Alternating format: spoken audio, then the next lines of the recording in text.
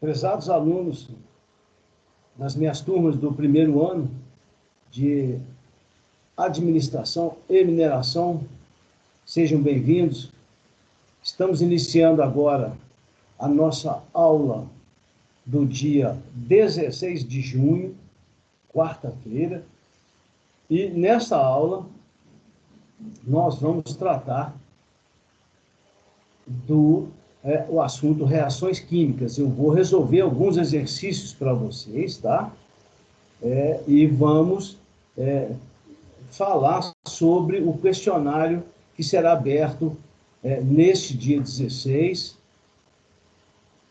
relativo a reações químicas, ok? Novamente, quero frisar aqui o questionário, conforme eu falei na última aula, da semana passada, terá o mesmo formato dos questionários anteriores, 3 tentativas, 24 horas para cada tentativa, ok, gente? Tá? Questões de múltipla escolha. O questionário será aberto na tarde do dia 16, tá? Ok? Então, vou compartilhar com vocês, sem perder muito tempo, já vou compartilhar com vocês o material que eu preparei, que é uma pequena lista de exercícios que trata do assunto reações químicas. Tá? Muito bem. Nessa lista de exercícios, eu tenho uma parte conceitual e tenho uma parte de resolução, de identificação de reações químicas, os principais tipos de reações químicas. Vamos começar por essas 3 primeiras questões aqui. As questões número 1, 2 e 3. Tá? E a primeira questão é uma questão conceitual. O que ela diz? O que ela pede? Conceituar reações químicas. Como são denominadas as substâncias envolvidas em uma reação química? E ainda, o que é uma equação química? Vamos lá para o final da nossa... Opa! Muito bem. Então, está aqui. A primeira pergunta da nossa lista de exercícios é conceituar reação química.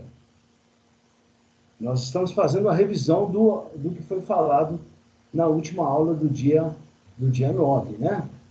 Reação química nada mais é do que uma transformação da matéria, envolvendo substâncias químicas. Essas substâncias químicas reagem entre si, aqui no exemplo A e B, tá? Uma substância A vai reagir com uma substância B, tá? Às vezes, a reação ocorre entre as próprias moléculas de uma única substância, é claro, né? Nas reações de decomposição, tá? Mas, genericamente falando, eu tenho as substâncias iniciais, que são os reagentes. Então, como são denominadas as substâncias que reagem entre si? São os reagentes, né? São os reagentes da reação. Essas substâncias, o que acontece com elas na reação química? Elas são consumidas.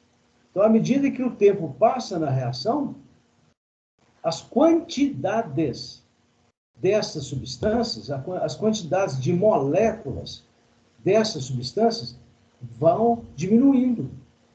Os átomos que formam essas substâncias, eles vão se reagrupando de uma maneira diferente. Tá? E aí, o que acontece então? Vão ser formadas novas substâncias. Essas novas substâncias formadas, produzidas, são chamadas de produtos da reação. Então, numa reação, eu tenho as substâncias iniciais, reagentes, e as substâncias finais, produtos. E aí, como é que eu represento... Desculpa. Como é que eu represento uma reação química de maneira escrita? Qual é a representação gráfica? Representação gráfica significa Como se escreve uma reação química? Por meio da equação, por meio de uma... Olha lá um exemplo ali, ó. Um exemplo bem típico de uma equação química. Quais são as substâncias reagentes? São elas um ácido, o ácido clorídrico, todo mundo lembra, né? É um ácido não oxigenado, HCl, reagindo com outra substância reagente, que é um hidróxido, é o hidróxido de potássio. O que acontece aqui? As ligações químicas entre as espécies aqui, os átomos, elas vão ser rompidas, tá? O potássio assume o lugar do hidrogênio, dando origem ao cloreto de potássio, e o hidrogênio assume o lugar do potássio, dando origem ao HOH.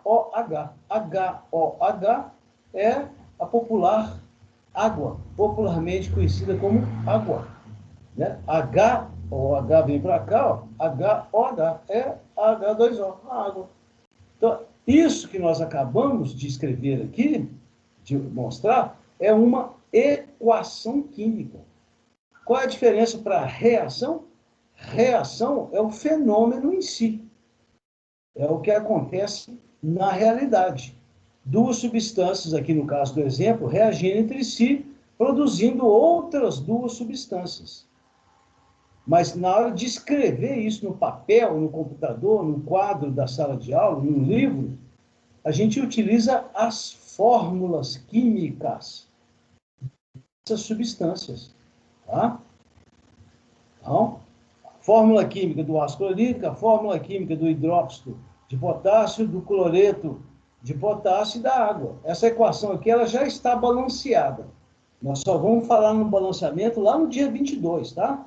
Ok? Mas essa aqui já está balanceada. Vamos voltar lá então, só completando lá. Um átomo de potássio, um átomo de potássio. Um átomo de cloro, um átomo do elemento cloro. Dois átomos do hidrogênio, olha lá. Dois do hidrogênio. Um átomo do oxigênio, um átomo. Essa equação aqui já está balanceada. O balanceamento, gente, ele é necessário para obedecer, para que a lei de Lavoisier seja obedecida. A mesma quantidade de matéria, lei de Lavoisier, a mesma quantidade de matéria nos reagentes tem que aparecer do lado direito da equação. A mesma quantidade de átomos no primeiro membro da equação tem que aparecer no segundo membro. A seta aqui tem o mesmo significado de igualdade, né? Só que na equação química, a seta é usada para indicar quem é reagente se transformando em produto. Vamos passar para a segunda questão. Segunda questão. Olha lá. Segunda questão envolve as reações de combustão, tá? Vocês estão lembrados que eu comentei isso na aula passada, né? São as reações mais importantes, as reações de combustão, mais importantes para a humanidade, para o ser humano, né? Por quê? Porque ela é a principal fonte de obtenção de energia. Tá? Existem outras fontes de obtenção de energia? Claro que existem. Tá? A energia eólica, que é a energia dos ventos, a energia hidroelétrica, que é a energia resultante do acúmulo de água, né, nas represas, e aquilo é transformado em, né, usina de Itaipu, aqui em Minas Gerais, usina de Furnas, né? Tá? Então, é possível obter energia a partir do potencial e gravitacional da água, sim, energia hidroelétrica, energia do vento, sim, energia solar. Hoje em dia tem as células, né, de captação de energia do sol, a energia nuclear, né? O Brasil tem duas usinas nucleares em Angra dos Reis, né? Angra 1 e Angra 2. Angra 3 está sendo construída, né? Para obtenção de energia a partir de uma reação nuclear, né? Tá? Na Europa, tem alguns países lá, a maior fonte de energia são reações nucleares, né? França, Inglaterra, Japão, né? Estados Unidos também tem bastante. Mas no mundo, de uma maneira geral, a principal fonte de energia são as reações de combustão. Então vamos lá para a questão número 2. Opa, vem cá. Olha lá ela, ó. Acabou que eu vou voltar nisso aqui. Isso aqui eu vou voltar nisso. Questão número 2, lá em cima. O que são reações de combustão? São aquelas reações que envolvem pelo menos duas substâncias com características bem definidas. Uma é chamada de combustível, que é aquela que sofre a queima, é aquela que é queimada, tá? E é o combustível queimado que fornece a energia, claro, né? Mas só que para que o combustível sofra a queima, para que ocorra a combustão, é necessária a presença de uma substância que a gente chama de comburente. Na atmosfera terrestre, o comburente é o gás oxigênio, né? Nossa respiração, inclusive, usa o oxigênio como comburente, né? Ele é que promove a queima, tá? Existem outros, como o ozônio. O ozônio é um excelente comburente. O O3, a fórmula do ozônio é O3, 3 átomos de oxigênio na molécula. Inclusive, se nós respirarmos ozônio, a gente queima a mucosa do nosso aparelho respiratório, né? Dos brônquios, da traqueia. O ozônio é um comburente forte, né? Tá? Muito bem. Então, combustível, comburente. Comburente mais comum, o oxigênio. Qual é a característica básica das reações de combustão? Essas reações, elas liberam energia. No segundo ano, nós vamos aprender, num capítulo lá chamado termoquímica, que existem reações que liberam energia. Lá na apostila de vocês tem isso lá, tá? Mas eu não vou cobrar isso no questionário, não. Esse conceito de termoquímica. Tem umas que liberam energia e outras absorvem. As que liberam são chamadas de exotérmicas. Mas qual é a importância das reações de combustão? Elas liberam energia. De que forma? De 3 formas principais: calor, luz e trabalho realizado. A gasolina é um derivado do petróleo, né? É um combustível fóssil, né? Derivado do petróleo. A gasolina, quando ela é queimada no interior do motor de um carro, ela, além de calor produzido, ela realiza um trabalho lá dentro do motor, um trabalho de expansão de gases originados na combustão. E esse trabalho realizado pelos gases que são formados na combustão é que fazem com que o motor funcione. O cilindro lá, o pistão do motor, movimente para cima e para baixo e aí transmite energia para a roda do carro, né? Ok? Então, essa é a característica básica das reações de combustão. Liberar energia, principalmente como calor, luz e trabalho realizado. Ok? Algumas reações de combustão são também usadas para gerar energia elétrica, nas chamadas usinas termoelétricas. Essas usinas, elas são acionadas quando o nível dos reservatórios das usinas hidroelétricas fica muito baixo, aí é necessário acionar as termoelétricas. O Brasil tem várias, né? Tem dezenas de termoelétricas, mas que só são acionadas, ligadas, na época da seca. Inclusive agora estão sendo acionadas, né? Tá? Então, há também a possibilidade de se usar combustíveis fósseis óleo diesel, gás natural, para produzir eletricidade também. Então, lá, a terceira pergunta lá da questão número 2 qual era? Qual é a importância das reações de combustão na geração de energia? Está aqui, ó. Eu busquei esse dado no laboratório aqui, ó, onde eu busquei isso. Ó. Tá? Busquei lá no Laboratório de Combustão e Propulsão, LCP, Laboratório de Combustão e Propulsão. Esse laboratório só estuda, basicamente estuda reações de combustão. Vocês entram, quem quiser, entra na página lá, muito legal a página. Esse Laboratório de Combustão e Propulsão pertence ao Instituto Nacional de Pesquisas Espaciais. É um órgão do Ministério da Ciência e Tecnologia, um órgão público de excelência, né? Um órgão estatal. É um instituto de pesquisa ligado ao Ministério de Ciência e Tecnologia, tá? No laboratório do LCP. E essa informação ela é recente, é de 2020. O que está lá na página do LCP? As reações de combustão, ó, as reações de combustão são a principal fonte de produção de energia no mundo, ó. Cerca de 80%. Aí é claro que esse valor está aproximado, né? Essa percentagem. Então, somente 20% da energia produzida no mundo é de outras fontes. Aquilo que eu falei agora há pouco. Nuclear, eólica, né? As outras fontes de energia. 80%, 4/5 da energia produzida no mundo é originada nas reações de combustão. E as aplicações? Transporte, gente.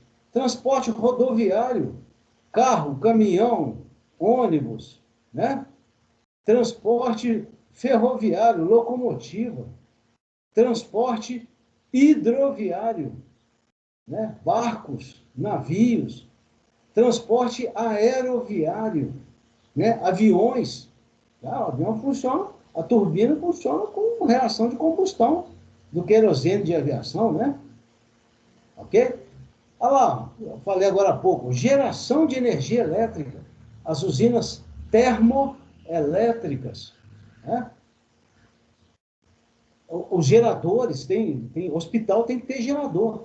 Um hospital, se cai a energia elétrica que vem lá da CEMIG, tem que funcionar um gerador. Imagina que tem uma cirurgia do coração do cara lá, cai a energia elétrica, como é que o hospital vai funcionar? Então, todo hospital tem que ter um gerador. O gerador funciona ou a gasolina ou a óleo diesel, né? Ok? Processos industriais, tem vários processos industriais que usam reações de combustão. Por exemplo, a fabricação do cimento. A fabricação do cimento, o clinker, que é uma das etapas de fabricação do cimento, é a 1.400 graus a produção de um subproduto lá do cimento. E como que se alcança uma temperatura de 1.400, 1.200 graus? Com reação de combustão, né? Então, tem vários processos industriais, vários, que utilizam a combustão. Na nossa casa, a gente, para cozimento dos alimentos, para cozinhar alimento, a gente usa o gás cozinha ou o gás natural, né? Em algumas cidades já é o gás natural, né? Em BH, por exemplo. O outros é o gás do botijão. Então, sem dúvida, as reações de combustão são a principal fonte de geração, de produção de energia no mundo. Ok, gente? Vamos passar para frente. Lá tinha uma terceira pergunta. Não sei se vocês estão lembrados, vamos voltar lá. A terceira pergunta aqui, ó. Aqui, ó. Qual é o principal impacto ambiental causado pela queima de combustíveis fósseis? Tais como gasolina, óleo diesel, gás natural, carvão mineral. O combustível fóssil é aquele originado da decomposição de matéria orgânica, né? Como é que o petróleo é originado? Matéria orgânica, principalmente vegetais, né? São soterrados por rochas tipo arenito, né? Calcário, e ao longo dos milhões e milhões de anos, aquele material vai sendo compactado, vai sendo pressionado, e aquela matéria orgânica, ela vai se decompondo, e o importante é que não haja oxigênio. Se tiver oxigênio, ela queima. Então, esse material orgânico que é soterrado ao longo dos milhões e milhões de anos, né, na formação das rochas, rochas sedimentares, né? Todo mundo sabe o que é uma rocha sedimentar. Aí aquela pilha de rocha lá, quilômetros e quilômetros, vai se formando, vai apertando aquela matéria orgânica, ela vai esquentando e vai se decompondo, dando origem ao petróleo, ao gás natural, ao carvão mineral, né? Tá? Aí, esses combustíveis fósseis, petróleo, gás natural, eles são extraídos e refinados. O petróleo refinado dá origem à gasolina, dá origem ao óleo diesel, dá origem ao gás de cozinha, né? Dá origem às parafinas, dá origem ao asfalto. Muito bem. Então, a pergunta é: qual é o principal impacto ambiental causado pela queima de combustíveis? Na verdade, são vários impactos. São vários Opa, peraí. Vamos lá. São vários os impactos, ambientais causados pela queima de combustíveis fósseis. O principal, tá, é a produção de gás carbônico. Então, a queima de combustíveis fósseis, de hidrocarbonetos, aqui, ó,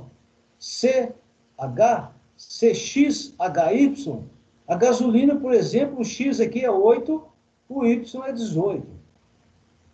O gás natural, o X é 1, o Y aqui é 4, CH4. O gás de cozinha, o X aqui pode ser 3 ou 4, o Y aqui pode ser 8 ou 10. O óleo diesel, esse usado em caminhão, ônibus, trator, locomotiva, navio, né? Embarcações, tal. O X aqui varia de 15 até 18, 20, tá? Então, essa forma aqui é uma forma que descreve os hidrocarbonetos, os principais hidrocarbonetos. Quando os combustíveis, gasolina, óleo diesel, queimam na presença de oxigênio, olha lá. Aqui nós estamos considerando uma queima chamada de completa, combustão completa, tá?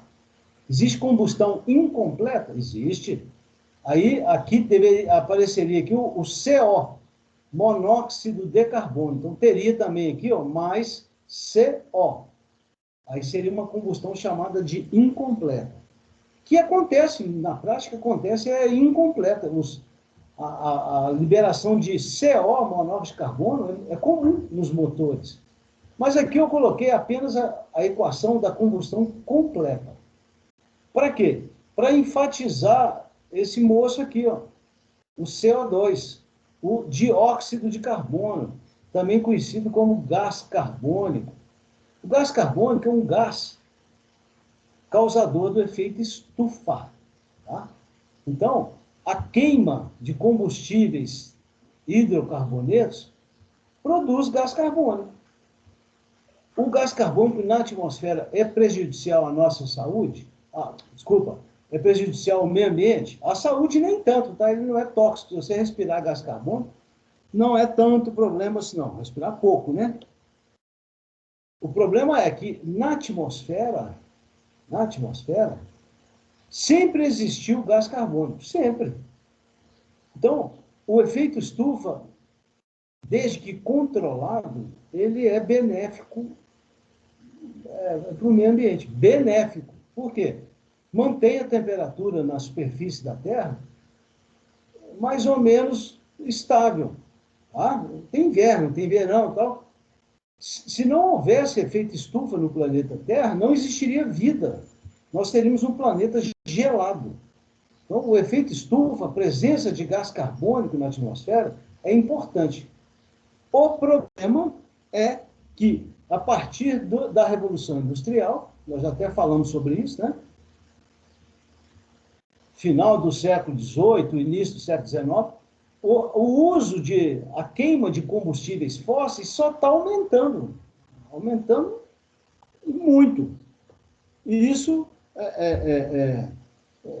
queima de gasolina, óleo diesel, carvão mineral, não sei o quê, né?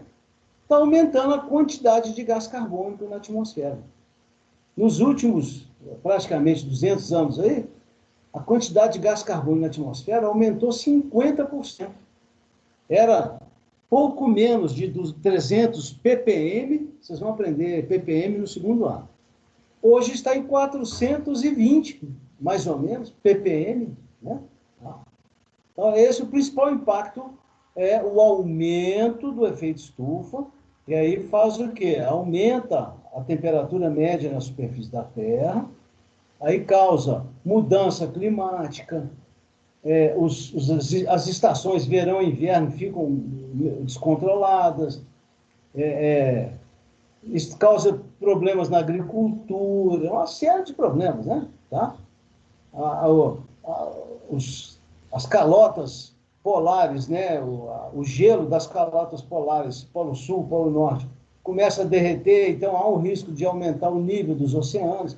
Tem vários impactos causados pelo aumento do efeito estufa. O efeito estufa em si é bom. O ruim é o aumento da quantidade de gás carbônico. Há um outro também aqui, deixa eu falar sobre ele aqui, ó. É que alguns combustíveis, especialmente o óleo diesel, tá, gente? O óleo diesel, ele possui enxofre como impureza. E quando o óleo diesel é um hidrocarboneto. O óleo diesel é um hidrocarboneto. Aqui em cima, aqui, ó. Óleo diesel aqui. O X aqui varia de 17, 18, né? Mas só que no óleo diesel, ele também possui como impureza, possui enxofre. Aí na hora que o óleo diesel queima no motor do carro, do caminhão, do ônibus, do navio, do que seja, da embarcação, o enxofre queima junto. Ele está lá misturado. Aí na hora que ele queima, junto com o óleo diesel, vai ser liberado dióxido de enxofre, também chamado de anidrido sulfuroso. É o SO2. Aí o SO2 é lançado na atmosfera, tá? Pelo escapamento lá do caminhão, do ônibus, do que seja. Quando o SO2 encontra o ar, ele reage com o oxigênio do ar. Essa equação segunda aqui não está balanceada não, tá, gente? Não está balanceada não. Tinha que ter um balanceamento aqui, eu não fiz não. Nós vamos voltar aqui lá no dia 22. Então o SO2, o dióxido reage com o oxigênio do ar, produz o trióxido, o SO3, também chamado de anidrido sulfúrico. Esse poluente atmosférico, isso aqui é um poluente atmosférico, esse é outro poluente. Esses dois aqui causam problemas pulmonares. Então, em grandes cidades, São Paulo, Rio, Nova York, sei lá, cidade, Tóquio, Pequim, a quantidade de SO2 e SO3 no ar causa sérios problemas respiratórios, pneumonia, asma, né? Câncer de pulmão. Mas além dos problemas respiratórios que essa turma aqui provoca, o SO3, quando ele é formado na atmosfera pela oxidação do SO2. O SO3 reage com a umidade do ar, com a chuva. Então, um ambiente muito úmido, com a umidade relativa do ar alta, vai provocar uma reação do SO3, do trióxido, com a umidade do ar. provocando o H2, olha lá, H2, S, 3 oxigênio com 1, 4. Esse nosso bacana aqui, todo mundo já conhece, lá do capítulo Funções Químicas, é o ácido sulfúrico. E é o principal, não é o único, mas é o principal componente de um impacto ambiental que a gente chama de chuva ácida. Então, naquelas localidades em que há grande quantidade, há uma queima intensa de óleo diesel, principalmente, né? Carvão também, tá? Carvão mineral também. Lá em Pequim, a coisa é feia lá, né? Então, aqueles combustíveis que têm enxofre como impureza, quando a região usa muito óleo diesel, tá? Além da produção desses dois poluentes aqui, que são nocivos ao aparelho respiratório, o SO3 também gera a chuva ácida. Qual é o problema da chuva ácida? O ser humano, para a saúde humana, é péssimo também, para as vias respiratórias. Ele ataca as construções, tá? Que é ácido, né? Ele corrói os materiais, corrói os monumentos. Tá? Então, esculturas, edifícios históricos, né? Existem pesquisas, em Ouro Preto tem pesquisas sobre isso, né? Tá? Ok, gente? Vamos passar para frente? Então, esses são os dois principais impactos, ó, efeito estufa e chuva ácida. Impactos do uso de combustíveis fósseis. Bom, quarta questão. Agora, deixa eu ter um resumo aqui. Vamos lá no resumo. Cadê o resumo? Está aqui. Resumo. Quais são os principais tipos de reações inorgânicas? Já falamos isso lá no dia 9, mas vamos fazer a revisão. São elas: decomposição. O que é uma reação de decomposição? Eu tenho uma única substância decompondo em duas ou mais. Exemplo: água oxigenada decompondo em água comum e oxigênio. Essa aqui eu balanceei, tá?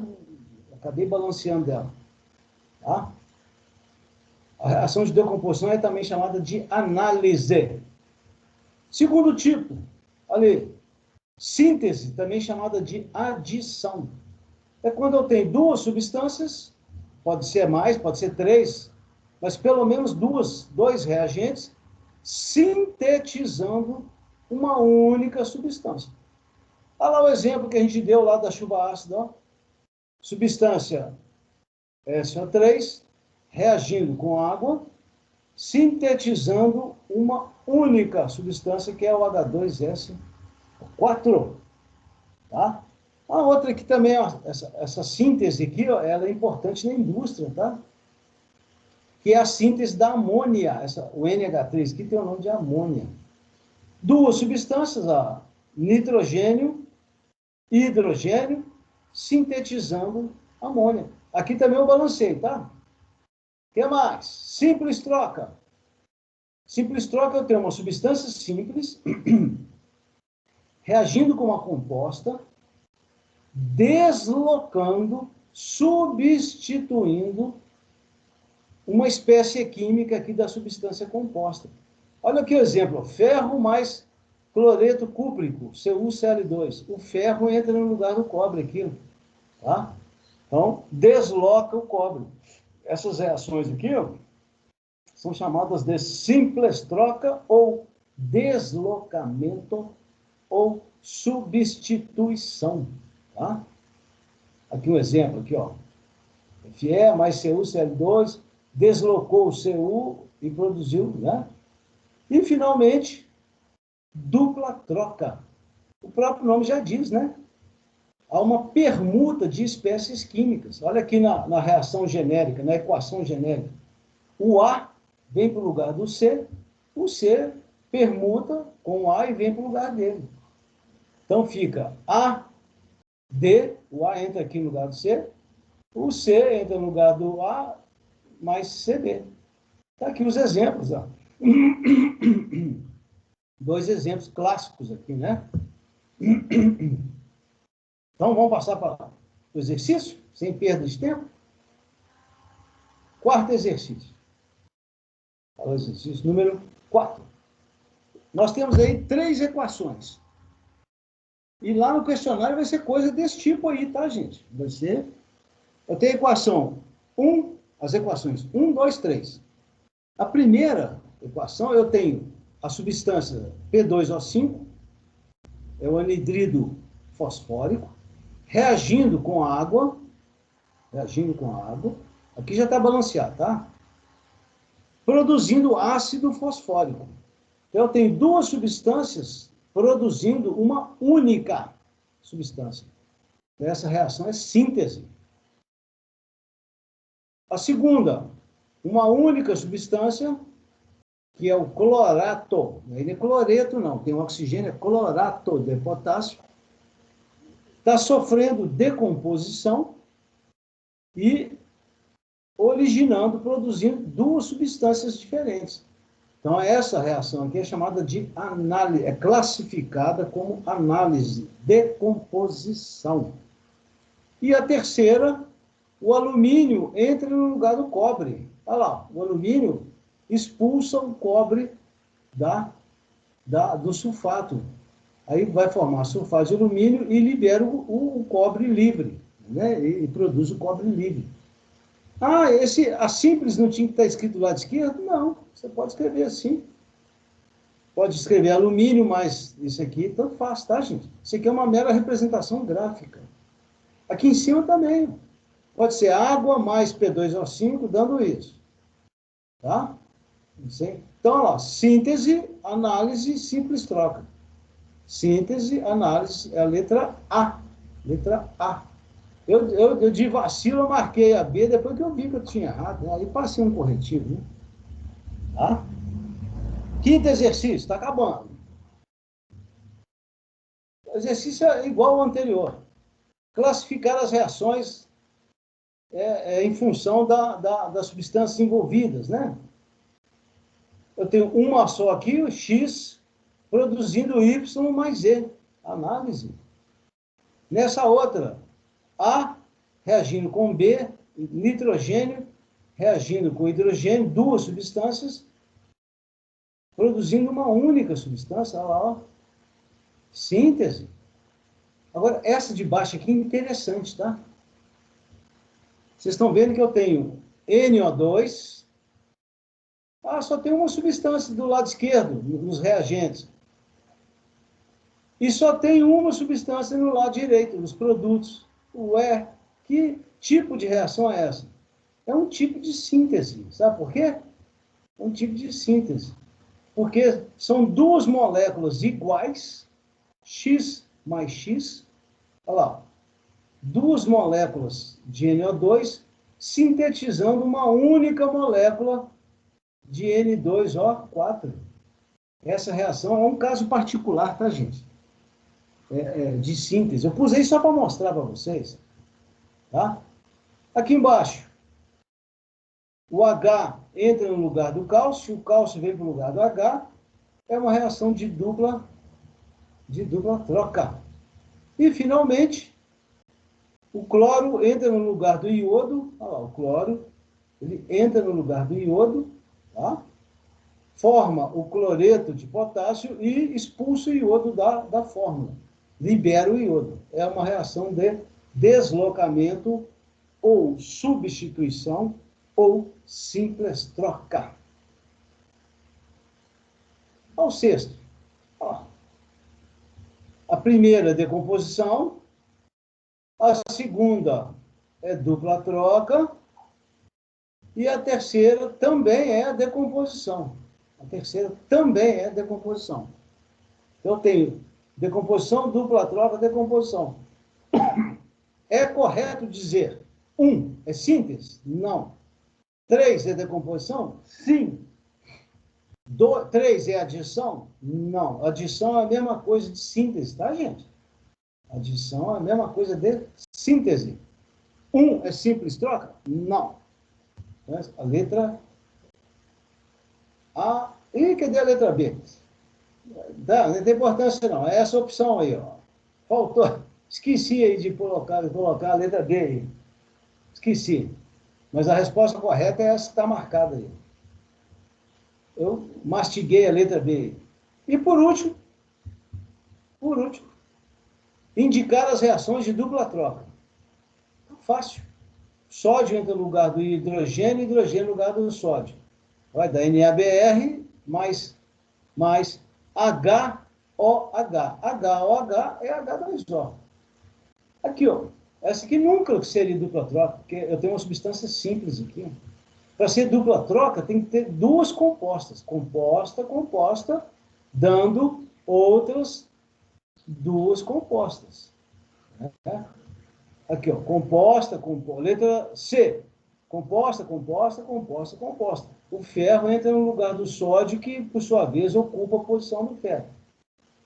Aqui, na letra D, o radical amônio, esse tem o nome de amônio, entra no lugar do alumínio, que, por sua vez, assume a posição do amônio. Então, fica nitrato de amônio e hidróxido de alumínio. O alumínio vai formar hidróxido aqui com H. Então, dupla troca são A, C e D. A, C e D.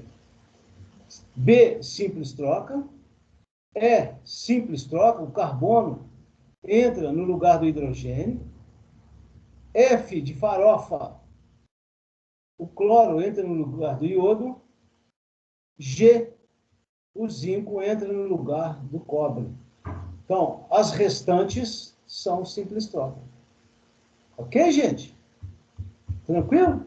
Então, essa é a revisão que eu queria fazer com vocês nessa nossa aula do dia 16 de junho, tá? E, ao final, hoje ainda, no dia 16, neste dia 16, será aberto o questionário sobre reações químicas. Vou agora retornar